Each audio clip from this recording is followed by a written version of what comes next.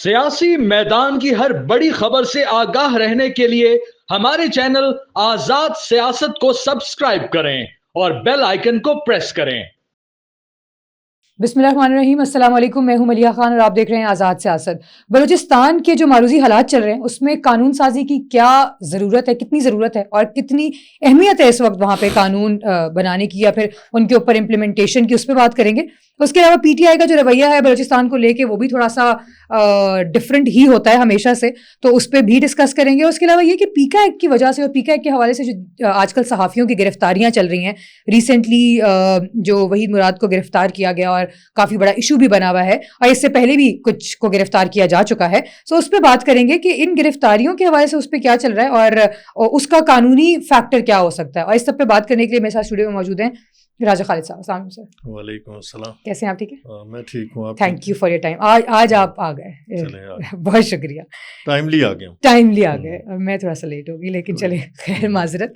अच्छा चलें स्टार्ट करते हैं। पहले पीका एक्ट से ही स्टार्ट कर लेते हैं। इनफैक्ट कि पीका एक्ट की वजह से जो गिरफ्तारियां चल रही हैं, और he is not the only one जिनको गिरफ्तार किया गया है, ये वहीद मुराद की जिनकी हम बात करें, इससे पहले और भी गिरफ्तार हुए हैं। तो आपको क्या लगता है कि ये जो गिरफ्तारियां हो रही हैं कानूनी तौर पे इनकी क्या वैल्यू है और ये वाकई ठीक है? देखें मलिया, जितने भी डेमोक्रेटिक कंट्रीज हैं ना, उनके अंदर जो फंडामेंटल राइट्स का चैप्टर है वो ये कहता है कि फ्रीडम ऑफ एक्सप्रेशन होना चाहिए, वो होना चाहिए, बिल्कुल। फ्रीडम ऑफ एसोसिएशन होनी चाहिए, फ्रीडम ऑफ स्पीच होनी चाहिए। हर फर्द को हक हासिल है कि वो अपनी आज़ादाना मर्जी से अपनी राय का इजहार कर सके और मस्बत तनकीद कर सके जो हुकूमती मामलात हैं या हुकूमती पॉलिसीज़ हैं या स्टेट के जो भी मामलात हैं, लेकिन पॉजिटिव क्रिटिसिज्म। लेकिन होता ये है कि मुल्क पाकिस्तान के अंदर ना हमने हर कानून का नाजायज़ फ़ायदा उठाया, हर आज़ादी का नाजायज़ फ़ायदा उठाया, और ये ऐसा मुल्क है कि जहाँ पे यानी आप बड़े से बड़ा जुर्म कर गुजरें फिर भी आप अपने आप को कहते हैं कि हम लॉयल हैं, हम पाकिस्तान के वफ़ादार हैं, हम गद्दारी की तारीफ़ में नहीं आते। मुझे समझ नहीं आती कि ये जो सहाफ़ी गिरफ़्तार हुए हैं वहीद मुराद साहब, इनके ट्वीट्स अगर पढ़ लें तो बंदा हैरान रह जाता है कि जिस तरह से मुझे एहसास ये हुआ इनके ट्वीट्स पढ़ते हुए कि शायद कोई इंडियन फोर्स की या इंडियन स्टेट की या इंडियन गवर्नमेंट की तर्जमानी करते हुए वो ये कह रहे हैं, और बबांगे दोल कह रहे हैं, बबांगे दोल ये कहते हैं, खुले बंधु ये कहते हैं कि जी आप अपने ये जंग हार चुके हैं। ठीक है, यानी आप लगता है कि मुकाबले में आप हैं। अच्छा नहीं, सॉरी टू कट यू, लेकिन मैं ये कहना चाही थी कि वो जो भी कहते हैं वो कहना और उनको इस बात पे गिरफ्तार कर लिया जाना कि उनका कोई रवाबित हो सकते हैं, ये तो फिर दोनों चीजें कॉन्ट्रडिक्ट करती हैं। नहीं, मैं और बात कर रहा हूँ। मैं ये कहता हूँ कि आप अपनी लिमिट्स के अंदर रह के तनकीद करें, ठीक है, लेकिन आप जब बिल्कुल पाकिस्तान की स्टेट के खिलाफ, पाकिस्तान की आर्म फोर्सेस के खिलाफ खड़े हो जाएं और उन्हें ललकार के कहें कि आप ये जंग हार चुके, मतलब ये हुआ कि मुकाबले में मैं था, मुकाबले में हम थे, आपने ये जंग लूज कर दी, तो किस हद तक स्टेट आपको इजाज़त देगी? और पीका एक्ट में मैं पूरा उसे बार बार देखा, बार बार पढ़ा, मुझे कोई ऐसी बात नज़र नहीं आती कि जिसकी बुनियाद पे आप ये कहें कि वो खिलाफ कानून है, खिलाफ आइन है, फंडामेंटल राइट्स के खिलाफ है। फंडामेंटल राइट्स जो भी हैं वो अनब्राइडल्ड नहीं होते, वो बेलगाम नहीं होते, उन्हें लिमिट किया जाता है किसी हद तक कि आप इस डोमेन से बाहर नहीं निकलना। आपने पाकिस्तान की सिक्योरिटी, पाकिस्तान के मफादात, पाकिस्तान की सेफ्टी के हवाले से कोई ऐसी बात नहीं करनी जिससे पाकिस्तान को नुकसान हो। तो मेरा ये ख्याल है कि बिल्कुल लॉ आइन के मुताबिक था, जितनी भी गिरफ्तारियां हो रही हैं ठीक हो रही हैं जी, आइन से कन्फ्लिक्ट नहीं कर रहा था। और सदर पाकिस्तान ने, चूंकि पाकिस्तान पीपल्स पार्टी ने भी इस पे शुरू में बड़ा शोर शराबा किया, लेकिन बाद अज़ाम बड़ी इस पे डेलिब्रेशन हुई, इस पे कंसल्टेशन के बाद फिर सदर पाकिस्तान ने इसे साइन किया है। तो इसका मतलब ये है कि जो और कहा ये जाता है हमेशा, देखिए एक असूल है कानून का, वो ये है कि mala fide can not be attributed to legislature. जो आपकी मकन्ना है, जो आपका कानून साज अदारा है, जो आपकी लेजिस्लेचर है, उससे बदनीयती मंसूब नहीं कर सकते, मेलाफाइडी उससे एट्रीब्यूट नहीं की जा सकती।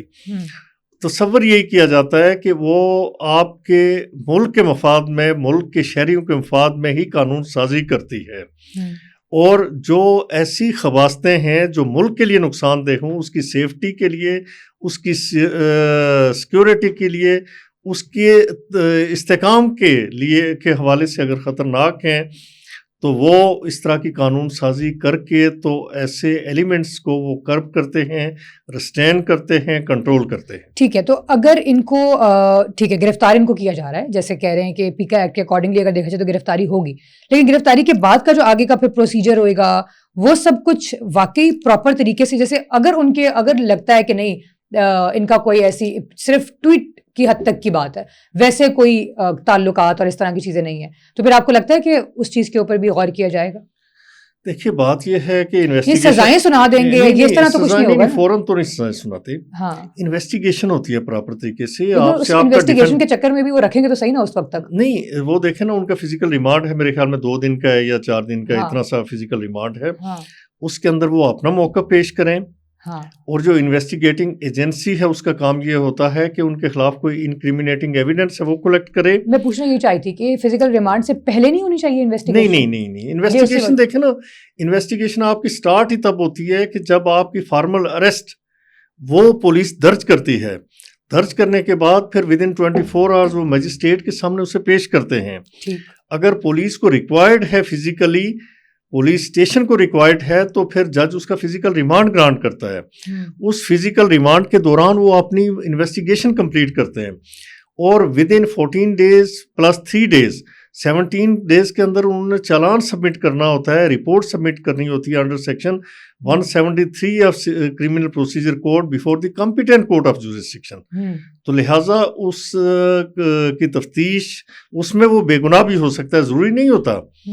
اگر انسفیشینٹ ایویڈنس ہے، اگر وہ کہیں پہ کنیکٹ نہیں کر پاتا، اگر کہیں پہ لنک نہیں کر پاتا، تو پھر وہ پولیس اسے ڈسچارج کر سکتی ہے۔ 169 ہے سیکشن کرمنل پروسیجر کوڈ کی، جسے ہم اس کی اگر ایبریویشن کریں تو CRPC کے 169 سیکشن ہے، اس کے تحت وہ اسے بے گناہ بھی قرار دے سکتے ہیں۔ اسے ڈسچارج یعنی 4 دن کے بعد اگر وہ لے کے آتے ہیں، سپوز کہ اگر اس کا فزیکل ریمانڈ 4 دن کا ہے، وہ لے کے آتے ہیں، پیش کرتے ہیں بیفور میجسٹریٹ، اور میجسٹریٹ پوچھتا ہے کہ کیا انویسٹیگیشن کی، کیا اس کے خلاف آپ کو ملا، تو magistrate is also competent to discharge the accused اسی ٹائم کہ جی اس کا تو کوئی تک نہیں بنتی کہ اسے آپ مزید اسے جوڈیشل بھجوائیں، جوڈیشل ریمانڈ پہ بھجوائیں، یا اسے چالان کریں، وہ ڈسچارج کر سکتی ہے، اور اسے اس کا وکیل پیش ہو سکتا ہے اس مرحلے پہ۔ ٹھیک ہے، مطلب غیر ضروری طور پہ نہیں رکھا جائے گا؟ نہیں، غیر ضروری طور پہ تو نہیں رکھا جاتا۔ ٹھیک ہے، اچھا دوسری طرف اگر ہم لوگ آئیں بلوچستان کی طرف، بلوچستان کے حالات بھی کچھ جب سے مارنگ بلوچ کا ہوا ہے اس کے بعد سے تھوڑے سے ڈفرینٹ ہی نظر آ رہے ہیں، اور PTI کا اگر ہم اسپیسیفکلی بات کریں تو PTI کے حوالے سے بھی ان کا رویہ جو ہے بلوچستان کی طرف ان کا رویہ جو ہوتا ہے تھوڑا ڈفرینٹ ہی ہوتا ہے۔ قانون سازی کی کتنی ضرورت ہے بلوچستان میں؟ یہ سب سے ایک امپورٹنٹ چیز ہے، اور وہاں پہ امپلیمنٹیشن ہونی چاہیے نہیں ہونی چاہیے وہ تو ظاہر سی بات ہے ہی ہے، اور PTI کا جو رویہ ہے ٹورڈز بلوچستان اور بلوچستان کے جتنے بھی سپورٹرز ہیں ان کو لے کے، وہ بھی بڑا آپ کو پتہ ہے تھوڑا اگریسو سا ہوتا ہے ہمیشا، تو اس کے بارے میں کیا کہیں گے؟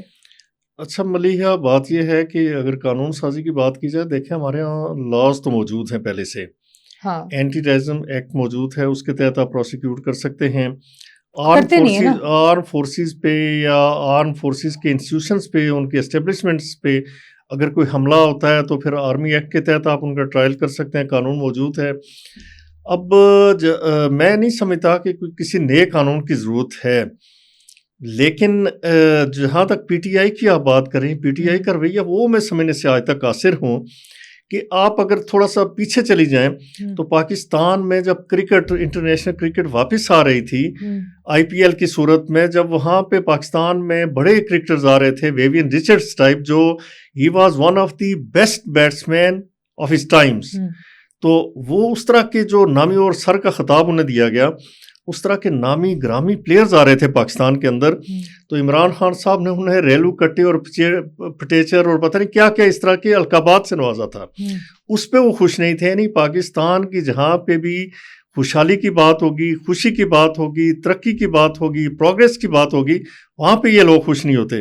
پھر آپ کو یاد ہوگا کہ پاکستان کے لیے 2-3 سال پہلے کہا گیا کہ ڈیفالٹ کرنے والا یہ سری لنکا بن جائے گا. پھر اس سے پہلے یہ کہہ چکے تھے کہ اگر مجھے اقتدار سے نکالا گیا تو پاکستان کے 3 ٹکڑے ہوں گے, یعنی ان کے اقوال آپ دیکھیں. پھر یہ کہا گیا کہ بنگلہ دیش کے حوالے سے پہلے تو یہ کہا گیا کہ مجیب الرحمان شامی کو ہیرو قرار دیا گیا. تھوڑے عرصے کے بعد مجیب الرحمان شامی نہیں, شیخ مجیب الرحمان مجیب الرحمان شامی صاحب ہمارے سینئر صحافی ہیں.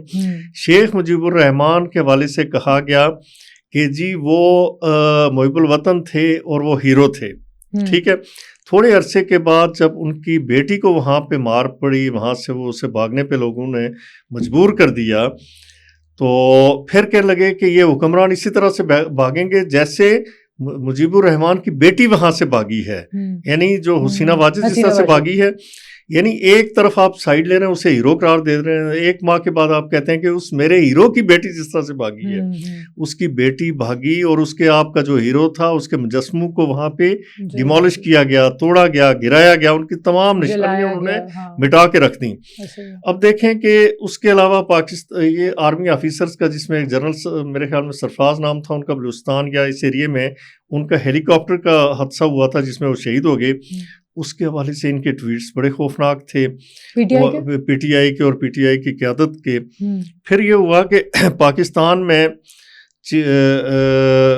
یہ جو چیمپئنز ٹرافی کا انعقاد ہوا, اس کے حوالے سے بھی انہوں نے یعنی نیگیٹو پروپیگنڈا, یعنی حالانکہ ہم خوش تھے کہ اتنا بڑا ایونٹ پاکستان کروا رہا ہے. یہ الگ بات ہے کہ پاکستان کی اپنی جو ٹیم تھی وہ کوئی خاص پروگریس, خاص پرفارمنس نہیں دے سکی, لیکن اس کا مطلب یہ نہیں, اس کا مطلب یہ ہے کہ آپ کا پاکستان پرامن کنٹری ہے جس کے اندر اتنا بڑا ایونٹ ہو رہا ہے, ایک ورلڈ کلاس یا ٹیمز آ رہی ہیں اس میں, اور اتنا بڑا ایونٹ, یہ پاکستان کا ایک اعزاز تھا, پاکستان کا ایک افتخار تھا, پاکستان کی ایک عزت اور آنر تھی, لیکن یہ بھی انہیں ہضم نہیں ہوا. پھر آپ کو یاد ہوگا کہ آئی ایم ایف سے جب قرضہ مل رہا تھا تو اس کے لیے آئی ایم ایف کے آفس کے باہر جا کے نیو یارک میں انہوں نے پروٹیسٹ کیا, آرمی چیف کی تصاویر لگا کے ان کی توہین کی گئی. پھر آپ کو پتہ ہے کہ آئی ایم ایف کے جو سرکردہ لوگ تھے انہیں خطوط لکھوائے گئے. اپنے وزرائے خزانہ جو کے پی کے تھے, پنجاب کے تھے, انہیں کہا گیا اس وقت کے جو ان کے سابق وزیر خزانہ تھے شوکت ترین, کہ آپ خط لکھیں کہ پاکستان کو قرضہ نہ دیا جائے. اس کا مطلب یہ ہوا کہ آپ جو ہے آپ پاکستان کی کسی خوشی میں, پاکستان کی کسی پروگریس میں, ترقی میں آپ خوش نہیں ہوتے, اور ہر طرف آپ پھر یہ ہے کہ جی ہمارے بغیر یہ ملک نہیں چلے گا. اور پہلے اس ملک کے آپ دلدار بنے, غدار نہ بنے, یہ سخت لفظ ہے, میں کسی پہ ٹھپا نہیں لگاتا, لیکن آپ پہلے اس ملک کم از کم اس کی, میں اگر اس کے لیے اچھا کرتا ہوں اپریشیٹ کریں کہ فلاں بھی اچھا کر رہا ہے, اس ملک کی خوشی میں آپ شریک ہوں گے, خوش ہوں گے. یہ نہیں ہوگا کہ میرا مرغ اگر اذان نہیں دے گا تو پھر صبح نہیں ہوگی, یہ ایسے نہیں ہو سکتا. آپ کے بغیر بھی بڑا ٹھیک چل رہا ہے اور بہتر آپشن موجود ہے. بہتر آپشن موجود ہے, اس بات کا تو ہم کچھ نہیں کہہ سکتے, لیکن یہ ہے کہ they are one of the option. خیر لیٹس سی آگے کیا ہوتا ہے. بہت شکریہ آپ کے وقت کا راج صاحب. انشاءاللہ دوبارہ اب عید کے بعد ہماری ملاقات ہوگی. ہم نیکسٹ پوڈ کاسٹ جو ہوگا وہ ہمارا غالباً عید کے بعد ہوگا انشاءاللہ. عید مبارک ان ایڈوانس. یس ہاں, عید مبارک ان ایڈوانس آپ کو بھی اور ہمارے دیکھنے والوں کو بھی آف کورس. تو اپنا بہت سارا خیال رکھیے گا. پوڈ کاسٹ کا وہ ختم ہوا ہے, مجھے اجازت دیجیے. اللہ حافظ.